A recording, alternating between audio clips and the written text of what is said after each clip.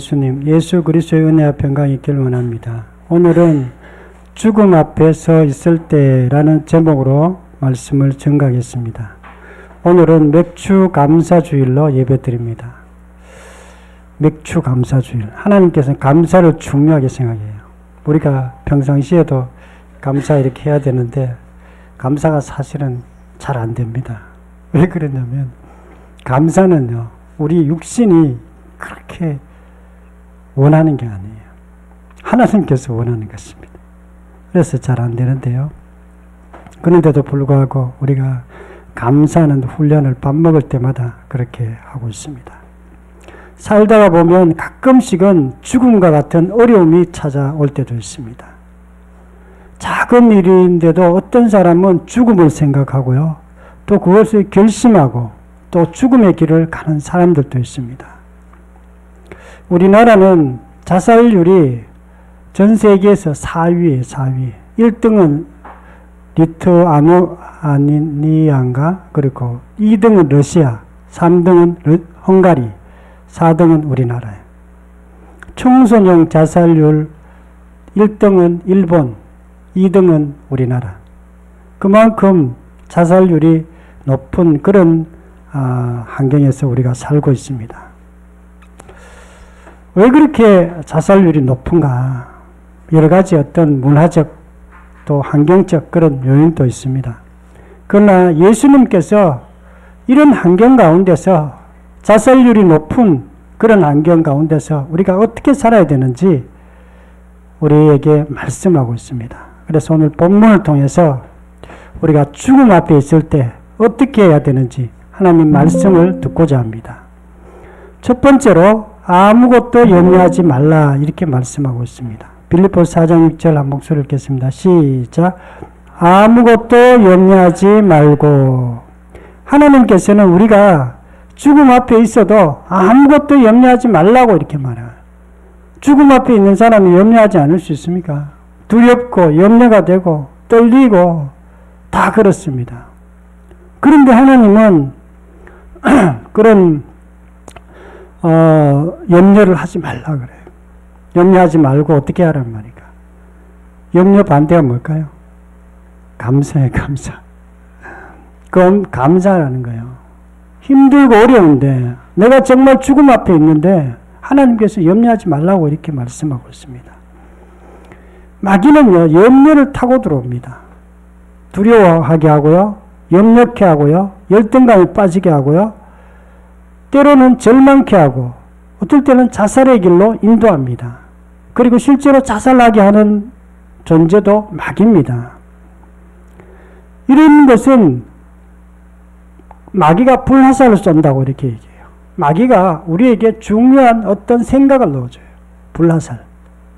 그 나쁜 생각을 넣어주고 그 생각 때문에 사람들이 그 생각이 자기가 하는 생각인 줄 알고 생각을 받아들이고 실행에 옮기는 경우도 있습니다. 이것은요, 결국에는 예수님을 믿지 못하게 하는 것입니다.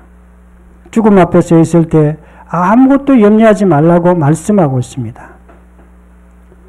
염려는 죄입니다, 죄.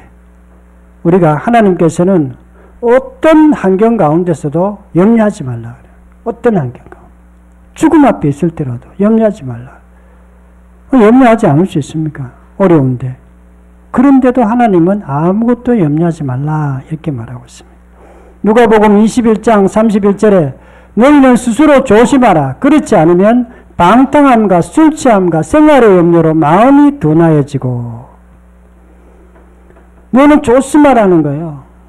생활의 염려, 술 취함, 방탕함 이 똑같은 거예요. 다. 술 취함, 방탕함은 우리가 기독교인들 잘 하지 않습니다. 그런데 생활의 염려는요, 기독교인들도 많이 하고 있는 거예요. 자기도 모르게 염려가 자꾸 들어오는 거예요. 환경이 어렵기 때문에. 근데 이걸 조심해야 됩니다. 조심하지 않으면 그 염려가요, 꼬리를 물고 계속 우리에게 들어와요. 그리고 우리를 완전히 장악해버립니다. 그리고 우리를 지옥의 문으로 인도합니다. 혼미케 한다. 생각을 혼미케 하는 거예요. 우리가 생각이 혼미하다는 말은요, 뭐가 옳은지 모르게 한다는 거예요. 염려하면은요, 우리가 옳은 것이 뭔지를 알지 못합니다. 오늘 이 간증했던 이 아주머니, 이분이 나름대로 보니까 열심히 있는 분이에요. 외국어를 좋아하고 자녀를 소중하게 여길 줄 알고 열심히 있고 그런 분이에요. 그런데 이분이 왜 이렇게 됐을까요? 그게 옳고 그런 것이 뭔지를 몰랐기 때문에 그래요. 진리가 뭔지를 몰랐기 때문에 그런 거예요. 그냥 자기 외국어 뭐 좋아하는 사람도 있을 수 있어요.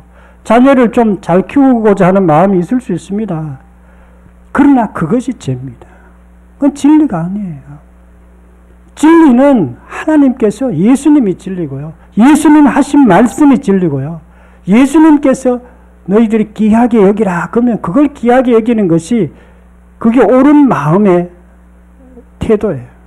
근데 이분은 뭐 예수님은 당연히 모르고 어떻게 살아야 되는지 모르니까 그냥 자기 생각에 평상시에 좋아했던 걸 그냥 좋아한 것 뿐이에요. 그리고 아들에게도 자식들에게도 그걸 좀 이렇게 물려주고 싶어서 그렇게 한 것 뿐이에요. 결국에는 그 아이들도 망치고 자기도 심각한 문제에 처하게 된 것입니다. 우리가 진리로 살지 않으면 정말 그렇게 될 수도 있어요. 그러나 우리가 진리라는 것은요, 성경 말씀이고요, 복음이고요, 예수님이 진리신 줄 믿으시기 바랍니다. 이 진리가 우리를 살립니다. 죽음 앞에 서 있을 때 아무것도 염려하지 말라고 그렇게 말씀했습니다.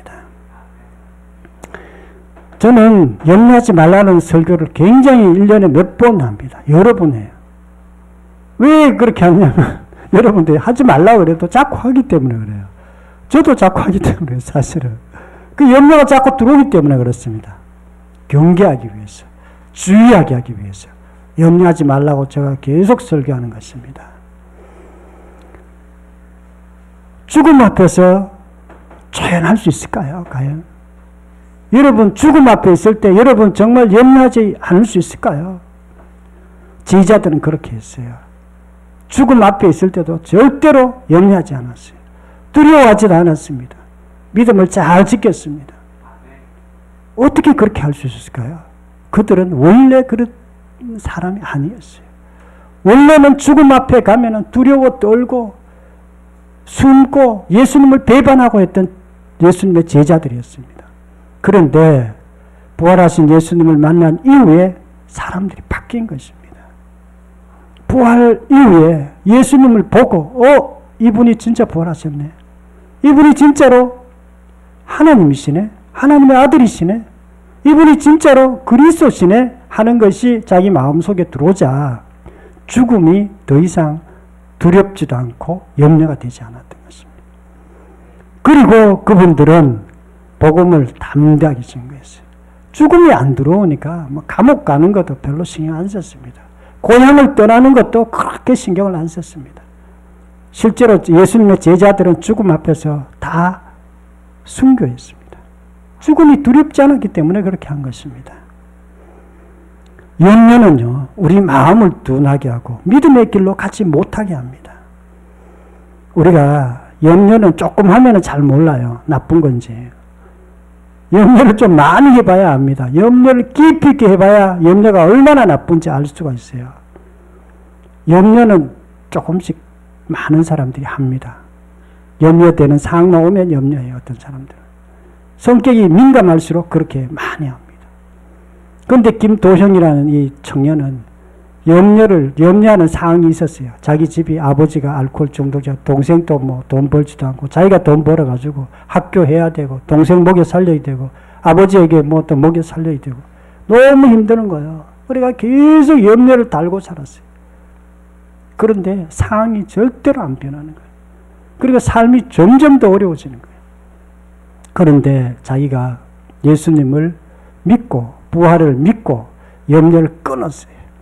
그냥 억지로 끊는다고 보면 됩니다. 그냥 끊고 예수님을 생각하기 시작했어요. 복음을 생각하기 시작했습니다. 그때부터 삶이 변화되기 시작했어요. 그때부터 그 경제적 여러 가지 어려운 것들이 회복되기 시작했어요. 지금 또 이제 청년으로서 아직 결혼했는지 그건 모르겠어요. 지금 잘 믿음으로 잘 살고 있습니다. 마태복음 6장에 보면 생활에 대해서 염려하지 말라고 그렇게 말하고 있습니다. 너희는 그의 나라와 그의 의를 먼저 생각하라. 염려를 먼저 생각하지 말고 그의 나라와 그의 의를 생각하라는 거예요. 예수님을 먼저 생각하라고 이렇게 말씀하고 있습니다. 그리하면 이 모든 것을 너에게 더해 주시리라고 예수님께서 말씀하십니다. 저는 개인적으로 염려가 많은 사람이었어요. 그런 성향의 사람이에요. 저는 처음에는 염려 막 하지 말라고 그래가지고 하지 말라 설교도 했기 때문에 저는 염려가 별로 없는 사람으로 이렇게 착각했는데요. 저희 아버님 보니까 염려를 많이 하시더라고요. 조금만 집안에 무슨 행사가 있으면 염려하고 스트레스 받고 화를 냈어요, 아버지가. 지금 이렇게 생각해 보니까. 근데 저도 비슷해요. 저도 무슨 문제가 있으면 염려하고 스트레스 받고 화는 안 내요. 아버지처럼 화는 안 내는데 그래도 부자신데 약간 짜증내요. 어쨌든 이게 근데 하나님이 저보고 이렇게 말씀해서 너는 강하고 담대하라. 내가 세상을 이겼노라. 이렇게 말씀해요. 담대하라는 거예요. 그런 스트레스 상황이 와도 염려하지 말고 마음을 좀 굳게 하라는 거예요. 그리고 내가 세상을 이겼다는 거예요. 그 문제를 내가 벌써 없앴다는 거예요. 예수님께서 십자가에서 부활을 통해서 십자가를 통해서 그 문제를 이미 없애놓은 거예요. 그것을 제가 받아들였어요. 내 인생에 문제는 없다 이제는. 문제가 염려되는 상황이 있어도 나는 이게 큰 문제가 아니다. 나와 함께 하신 예수님께서 이 문제를 벌써 해결했다. 그렇게 받아들였어요. 믿음으로 받아들였어요. 그런 문제가 생길 때마다 하나님께 그렇게 기도한 거예요. 담대하라. 내가 세상을 이겼노라. 그 말씀을 계속 되뇌이면서 하니까 이제 스트레스가 안 오더라고. 염려도 안 되고 그랬습니다. 죽음 앞에 있을 때 아무것도 염려하지 않기를 축원합니다. 두 번째로는요. 주 안에서 항상 기뻐하라 이렇게 말씀하고 있습니다. 빌립보서 4장 4절 한 목소리 읽겠습니다. 시작. 주 안에서 항상 기뻐하라. 내가 다시 말하노니 기뻐하라. 예수님께서 그렇게 말씀하신 것입니다. 너희들이 주 안에서 기뻐하라는 거예요. 혹시 너의 상황이 죽음 앞에 있을지라도 죽음 앞에 있어도 너희가 기뻐하라는 거예요. 그런 사람이 과연 있을까요? 천정은 자매라고 그런 사람이 있더라고 보니까. 정은 자매는 암이 걸렸어요. 암인데 이 암이 심각한 거예요. 암인데 심각해. 암 3기였어요. 3기 죽음이 왔다 갔다 그러는 거예요. 지금도 안 죽었어. 한 10년 전에 그 간증했는데 아직도 안 죽었어. 근데 이분이 뭐라고 간증했냐면 죽음은 선물이라 그랬어요. 그리고 암은 뭐 축복이라 그랬는가? 하여튼 그렇게 얘기했어요. 간증을 그렇게 하더라고 자기는. 그것 때문에 자기가 예수님을 알았고 예수님 복음을 받아들였고 너무 감사하다는 거예요. 그리고 그 간증한 지 10년 넘었는데 아직까지도 지금 그 간증 계속해요. 근데 지금 암이 없어졌냐? 안 없어졌습니다. 계속 가끔씩 가다 암 이렇게 병원에 가가 치료받고 그래요. 치료받고 그래도 자기는 죽거나 살거나 상관없어요. 계속해서 그 간증하고 돌아다니시고요. 여전히 늘 이렇게 기쁜 마음으로 이렇게 생활하고 있습니다. 부활의 관점에서 예수님께서 우리를 살아라 이렇게 말씀하는 것입니다. 그리고 주님의 관점에서 그리고 성경의 관점에서 그렇게 너희들이 항상 기뻐하라는 거예요. 항상 기뻐하라는 거예요. 안 그러면 기뻐할 수가 없어요. 저는 밥 먹을 때마다 하나님 감사 기도하라는데 사실은 저는 밥 먹을 때 그렇게 감사하지를 못해요. 저는 한 번도 굶어 본 적이 없어요. 저는 어렸을 때부터 국수 먹은 적도 별로 없어요. 우리 엄마가 꼭 반찬을 잘 해가지고 밥 3끼를 잘 챙겨줬어요. 그것도 5분 늦게 준 적도 없어요. 저는 5분 늦게 주면 너무 화를 냅니다. 그래가지고 엄마가 탁탁 알아서 시간만 되면 밥을 줘요. 그 밥이 뭐 그렇게 감사를 그걸 아니죠. 근데 교회 가니까 감사 기도라는 거예요. 감사 기도. 이 음식을 주셔서 너무 감사합니다. 그런데 지금 생각해 보니까 그 감사 기도가 왜 해야 되느냐면요. 하나님 앞에서 우리가 늘 감사하는 삶을 살아야 되는 거예요. 우리가 감사 못합니다. 우리가 생활에 뭐 작은 것만 있어도 감사할 것 같지만 작은 것만 있어도 불평하는 사람이 인간이에요. 너희들이 그렇게 살지 말고 주 안에서 늘 감사하고 기뻐하며 살아라 이런 뜻이에요. 우리가 기뻐하며 살아야 돼요. 죽음 앞에 있을 때 주 안에서 기뻐하라고 그렇게 말씀하고 있습니다. 예수님은 십자가에서 죽으시고 그리고 3일 만에 부활하셨어요. 제자들이 그것을 봤습니다. 그리고 기독교가 십자가 부활절이 언제냐면 주일입니다. 주일날. 원래는 안식일을 토요일날 지켰어요. 유대인들이. 그런데 예수님이 부활하셨는데 주일날 부활하신 거예요. 그래서 기독교의 그 쉬는 날이 이렇게 부활, 예수님 부활 때문에. 기독교의 기초는 부활입니다. 그리고 그것은 성경에 기록되어 있고요. 또 역사책에도 성경이 기록되어 있습니다. 우리가 심각한 문제가 생겼어도 우리가 항상 기뻐해야 됩니다. 이거는요, 쉽지는 않아요. 마귀가 주는 생각은요, 부정적인 감정이에요. 예수님이 주는 감정은요, 긍정적인 마인드예요. 감사하고 기뻐하는 마음. 그런 것들이 있습니다. 그래서 늘 인상 쓰고 불평하면은 마귀인데 잡힐 가능성이 굉장히 많아요. 저도 웃는 게 잘 안 되는데 웃어야 돼요. 될 수 있으면 웃고 다녀야 되고 될 수 있으면 감사해야 돼요. 그래야 예수님이 인도하는 마음과 감정을 우리가 따라갈 수 있어요. 조금 힘들어요. 어떨 때는 저도 평상시에 우리 엄마 아버지가 좀 싸우셨어요. 이 평상시 마음이 늘 감사하고 뭐 기뻐하는 마음이 없어요. 늘 엄마 아버지가 학교 가면 공부를 제가 그렇게 잘하지 못했어요. 우리 형님은 잘하고 동생도 잘, 저는 뭐 공부가 좀 그랬습니다. 집에 와도 좀 그래요. 마음이 늘 약간 이렇게 부정적인 마음들이 늘 있었어요. 근데 성경은 너가 기뻐하라는 거예요. 항상 기뻐하라고 이렇게 말씀해요. 기쁘면 안 되는데 왜 자꾸 기뻐하라고 하시는가? 근데요, 우리가 그것을 기뻐하면은요, 성령께서 인도하는 마음으로 자꾸 따라갑니다. 만약에 우리가 기뻐하지 않고 계속 그러면 자칫하다가 육신이 좋아하는 마음으로 쫓아갈 수 있어요. 그래서 약간 웃고 싶지 않아도 어떨 때는 좀 웃고 좀 감사하고 이것을 우리가 해야 됩니다. 죽음 앞에 서 있을 때 주 안에서 기뻐하시기를 축원합니다. 세 번째는요, 감사함으로 아뢰라 이렇게 말씀하고 있습니다. 빌립보서 4장 6절 한번 읽겠습니다. 시작. 아무것도 염려하지 말고 오직 모든 일에 기도와 간구로 너희 구할 것을 감사함으로 하나님께 아뢰라. 아멘. 너가 아무것도 걱정하지 말고 뭘 해야 되는가? 기도하라는 거야. 기도. 죽음 앞에 서 있을 때 기도해야 되는 거 당연하지 않습니까? 근데 사람들은 기도 잘 안 합니다. 기도해야 돼요. 여러분이나 저나 기도는 쉬운 게 아니에요.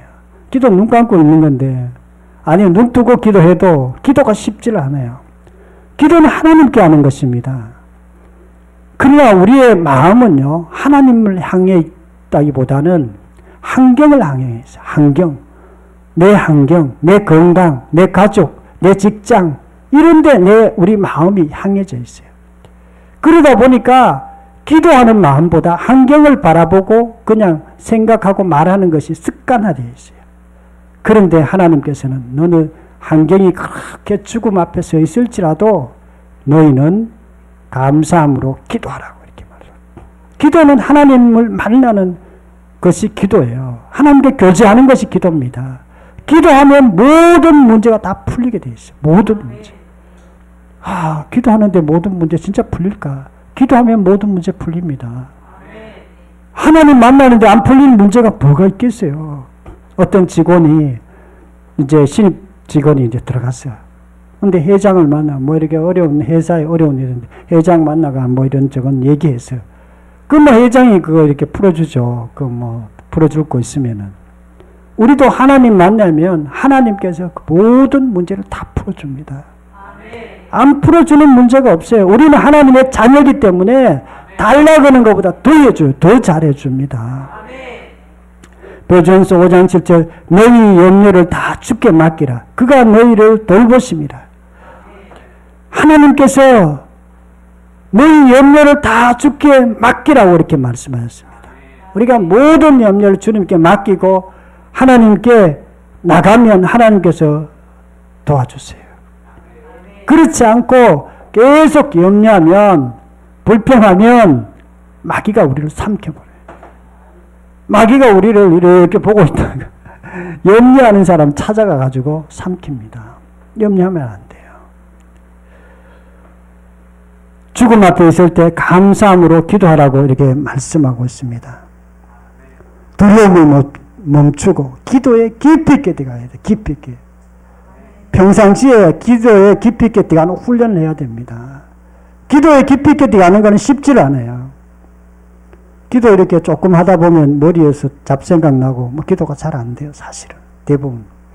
그런데 평상시에 하나님을 만나는 훈련을 한 사람들은요, 하나님을 잘 만나집니다. 하나님 만나면, 만난지 안 만나도 우리 어떻게 합니까? 하나님 만난 사람은 얼굴이 달라요. 얼굴에 기쁨이 있고요, 마음에 평강이 있습니다. 하나님을 만나면요, 반드시 달라요. 평강이 있습니다. 죽음 앞에 있어도 평강을 경험할 수 있습니다. 빌립보서 4장 7절 그리하면 모든 지혜가 뛰어난 하나님의 평강이 그리스도 예수 안에서 너희 마음과 생각을 지키시리라. 하나님께서 뭐든지 하나님의 평강이 우리 마음을 지킨다 그랬어요. 죽음 앞에 있는데 어떻게 평강합니까? 그러니까 제자들이 죽음 앞에서도 아무 걱정하지 않고 그냥 전도할 거 있으면 전도하고 또 여러 가지 어려운 돌 던져도 돌 맞고 그렇게 한 거예요. 이거는요, 하나님께서 우리를 도와주시기 때문에 가능한 것입니다. 저가 아니고 우리 집사람이 옛날에 차 사고를 냈어요. 나무 차를 살짝 박았어요. 외제차예요. 근데 외제차 그거 우리 고치는데 40만 원 들어갔어요. 외제차라 그래도 한 50만 원이면 한 100만 원만 하면 되는데, 이 사람이 한 1000만 원을 물어달라는 거야. 1000만 원. 우리가 깜짝 놀랐어요. 조금 부딪혔는데 1000만 원 물어달라니까. 그래, 안 물어줬어, 우리가. 근데 이 사람이 계속 협박을 하는 거야. 부자씨가 무면허. 왜냐하면 면허를 땄는데 신고를 해야 되는데 신고를 안 해가지고 기간이 지나고 무면허가 된 거예요. 그러니까 그걸 알고 계속 협박을 하는 거예요. 우리는 기도만 해서 하나님 좀 도와주세요. 이 사람 100만 원만 물려주면 되는데 1000만 원 물려달라고 그럽니다. 계속 기도했는데 마음에 평강이 왔어요. 그래, 하나님이 도와주시겠구나 이런 생각이 들었죠. 나중에 이제 이 사람이 한 달 있다 또 도와달라고 경찰관인데 연락이 왔더라고. 제가 문자를 딱 보냈어요.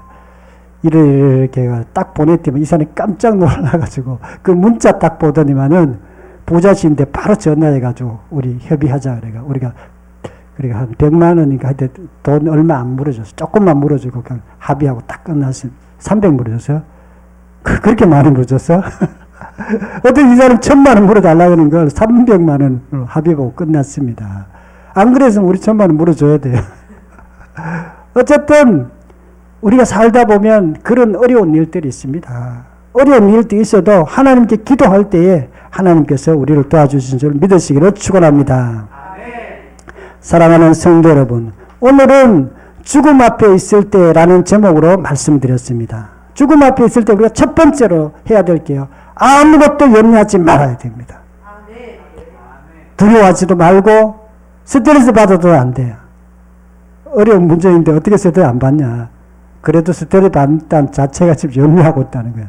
그걸 딱 마음을 강하게 먹고 우리가 그걸 받아들이면 안 됩니다. 일단은. 그리고 뭘 해야 되느냐? 기뻐해야 돼. 하나님 감사합니다. 이렇게 딱 나와야 돼. 기뻐하고 그리고 기도해야 돼. 기도. 하나님, 제가 이런 문제가 생겼습니다. 살다 보니까 이게 뭐가 문제인지 모르지만 이런 문제 생겼는데 하나님 저희를 좀 도와주세요. 그 기도를 깊이 있게 해야 됩니다. 깊이 있게. 혼자 깊이 있게 하는 게 쉽지를 않아요. 혼자. 그래서 같이 기도해야 됩니다. 같이. 성도들끼리 기도 제목을 나눠야 돼요. 자기 어떤 얘기는 하기가 어려운 기도 제목이 있어요. 그래도 다른 사람하고 기도 제목을 나눠야 됩니다. 그리고 같이 기도하면 깊이 있게 기도돼요. 본인도 깊이 있게 기도되고요. 다른 사람이 또 깊이 있게 기도해 줍니다. 그러면 하나님께서 그 문제를 도와주세요. 그 문제를 완전히 해결해 줘요. 그 힌트가 평강이에요. 평강. 하나님이 그 문제를 응답하실 때는요. 평강으로 응답하세요. 평강하면 문제가 다 해결이 됐다고 믿고 그냥 기도 끝내도 돼요. 그리고 다른 것도 기도하면 됩니다. 저와 여러분들도 죽음 앞에 있을 때 우리가 하나님께 감사 기도함으로 우리가 날마다 평강을 누리시기를 축원합니다. 통성으로 기도드리겠습니다. 말씀